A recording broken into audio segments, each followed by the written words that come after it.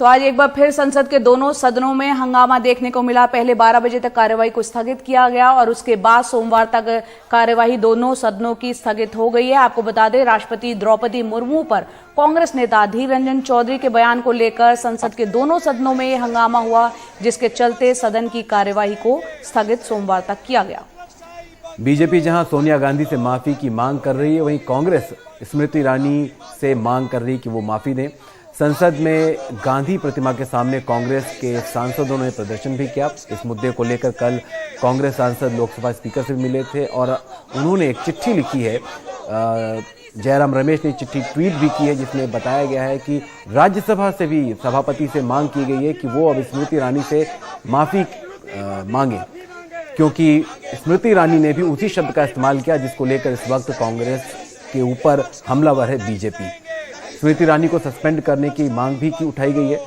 कल लोकसभा में हंगामे के दौरान सोनिया गांधी और स्मृति ईरानी के बीच भी काफी नोकझोंक हुई थी। और रोहित, यहाँ पर जो बयान दिया था अधीर रंजन चौधरी ने, मीडिया को बयान दे रहे थे तो वो कह रहे थे कि उनकी हिंदी कमजोर है, ऐसे में वो उनसे चूक हुई। आज राजीव रंजन हमारे सहयोगी ने उनसे बात की, सुनते हैं। आज सदन में हम लोग ये मांग रखे कि कल मेरे खिलाफ जो शिकायत दर्ज किए गए थे उनकी जवाब देने का मुझे मौका नहीं दिया गया कल। आज कम से कम ये मौका मिलना चाहिए, नंबर 1। और दूसरी बात, सारे सत्ता पक्ष जिस तरीके से कल मैडम सोनिया गांधी पे हमला बोला सदन के अंदर, तो इसके लिए सदन में आके सरकार को खेद प्रकट करना चाहिए, माफ़ी मांगना चाहिए, क्योंकि मुद्दा मुझसे हुई है, ये मुद्दे से जुड़े हुए हैं। मैं अगर मेरे खिलाफ कोई शिकायत हो, इसका मतलब ये नहीं कि मैडम के खिलाफ ये शिकायत बनती जाएगी, लेकिन ये बीजेपी पार्टी मेरे खिलाफ शिकायत के बजाय मैडम सोनिया गांधी जी को निशाना पे ला रही है। बीजेपी पार्टी की ये दिवालिया सदन के बाहर साबित होती है। इसलिए बीजेपी पार्टी आज सब कुछ छोड़ के मैडम सोनिया गांधी जी पे हमला बोल रहे हैं, क्योंकि ईडी दफ्तर भेजने से ज़्यादा कुछ नहीं बन पाई, ज़्यादा कुछ मुद्दा नहीं बन पाई। अब सदन के अंदर इस तरीके की घिनौने बर्ताव करते हुए ये सरकार अपने स्वरूप को ला दिए हैं। मैं ये सरकार को ये कहना चाहते हैं कि गिरवान में झांक के देखो तो सही, दूसरे पे गर्द उतारना आसान होते हैं। बेटी बचाओ बेटी पटाओ किसका नारा था ये, कम से कम ये दिखा करो। और ये मैडम सोनिया गांधी हमारे सदन के अंदर महिला संरक्षण बिल से लेकर जल जंगल जमीन बचाने के लिए फॉरेस्ट राइट एक्ट किसने लाई थी, किसकी नेतृत्व में हुई थी। तो मैं इनको पूछना चाहते हैं कि बेटी पढ़ाओ बेटी पटाओ नारा लगाने वाले हमारे हिंदुस्तान के सबसे बड़ा मुखिया, वो तो कम से कम आए और अपने गिरवान में झांक कर देखे। तो एक तरफ ये विवाद है तो दूसरी तरफ निलंबन का विवाद है। राज्यसभा से निलंबित सांसदों का धरना आज खत्म हो गया है। ये धरना करीब 50 घंटे तक चला। धरना खत्म करने के बाद एक बार फिर इन सांसदों ने कहा कि वो संसद में महंगाई, बेरोजगारी से जुड़े मुद्दे उठाते रहेंगे। इन सांसदों का कहना है कि उनका जोश और उत्साह खत्म नहीं हुआ है और सोमवार को जब सदन चलेगा तब वो फिर से ये सारे मुद्दे उठाएंगे और महंगाई पर चर्चा की मांग करेंगे। मेरे साथ तृणमूल कांग्रेस की नेता और सांसद डोला सेन हैं। आपने धरना प्रदर्शन किया, रिले धरना किया, अब आप बाहर आए हैं, कैसे देखते हैं इस पूरे विवाद को, कैसे खत्म होगा ये विवाद? देखिए, मोदी जी है तो मुमकिन है, वो सोचते हैं उनको 303 मिला है, वो जो जी चाहे कर सकते हैं। 13-14 साल अगर आप याद करेंगे, O2G के लिए, भ्रष्टाचार के लिए बहुत बार सदन को सस्पेंड किए, पूरा सेशन खत्म कर दिए, लेकिन वो सस्पेंडेड नहीं हुए।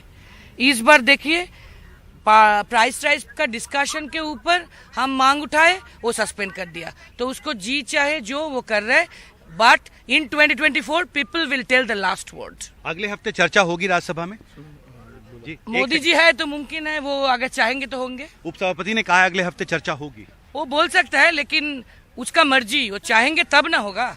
जी, हमसे बात करने के लिए शुक्रिया। संसद भवन से मोहम्मद के साथ हिमांशु शेखर, NDTV इंडिया। मेरे साथ संजय सिंह है। आगे अब आपकी क्या रणनीति होगी, क्योंकि महंगाई के मुद्दे पर आज भी लोकसभा राज्यसभा में हंगामा हुआ और चर्चा आज भी नहीं हो पाई। देखिए, महंगाई गुजरात में शराबबंदी के बावजूद जहरीली शराब से हुई 75 मौतें, बेरोजगारी, अग्निपथ, ये सारे मुद्दे बहुत महत्वपूर्ण हैं इस देश के लिए। तो भारतीय जनता पार्टी को सदन में इसके बारे में चर्चा करानी चाहिए। वो क्यों भागते हैं चर्चा से, क्यों भागते हैं बातचीत से? क्यों? इसलिए कि उन्होंने 11 लाख करोड़ रुपए पूंजीपतियों का माफ किया है। इसका जवाब देना होगा। राज्यसभा के उपसभापति ने कहा कि अगले हफ्ते राज्यसभा चेयरमैन ने कहा है कि चर्चा होगी। क्या आपको लगता है इसका एक स्पेस बन रहा है? भाई, मैं बीएसी मेंबर हूँ। जब बिजनेस एडवाइजरी कमेटी की मीटिंग होती है उसका एक सदस्य मैं भी हूँ, और पूरी सरकार ने स्वीकार किया था हमारे सामने कि वो महंगाई के ऊपर चर्चा करने को तैयार हैं, लेकिन तैयार नहीं हुए। नोटिस दी गई, 267 का नोटिस मैंने भी दिया था महंगाई के सवाल पे, नहीं चर्चा की इन्होंने। गुजरात में 75 लोगों की जान चली गई जहरीली शराब से, मैंने नोटिस दिया, चर्चा नहीं की। तो इसका क्या इलाज? आप चाहते हैं नियम 267 के तहत ही चर्चा हो अगले हफ्ते राज्यसभा में? भाई, चर्चा तो हो। वो कह रहे थे हम इस नियम के तहत नहीं, इस नियम के तहत कराना चाहते हैं। बता देते आप खड़े होके कि नहीं भाई, हम 267 में नहीं कराएंगे, हम इस नियम में कराएंगे या उस नियम में कराएंगे। लेकिन जो भी नियम हो, पर्याप्त समय मिलना चाहिए अपनी बात कहने का। ये ना हो कि महंगाई पे बहस हो रही है और 30 मिनट की बहस करा के आपने खत्म कर दिया। स्मृति ईरानी के माफी के भी आज मांग की गई है विपक्षी सांसदों की तरफ से। कल जिस तरह से विवाद हुआ, अधीर रंजन चौधरी, आप कैसे स्पष्ट कर दूं कि महामहिम राष्ट्रपति का पद एक बहुत ही सम्मानीय पद है। उनकी गरिमा को ठेस पहुंचाने का अधिकार किसी को नहीं है। अधीर रंजन चौधरी जी ने अपनी गलती मानते हुए माफी मांगने की बात कही है और उनको माफी मांगना चाहिए। दूसरा विषय है जो कल मैंने सुना, मैं तो हैरान हो गया। ये भाजपा वाले राष्ट्रपति जी को सम्मान दिला रहे हैं या उनका सम्मान घटा रहे हैं? वही शब्द जो अपमानजनक अधीर रंजन चौधरी के मुंह से निकला, वही शब्द भारतीय जनता पार्टी वाले 1000 बार बोल रहे हैं। ये अधिकार किसने दिया भाई आपको? देश की कैबिनेट मंत्री को क्या इतना ज्ञान नहीं है?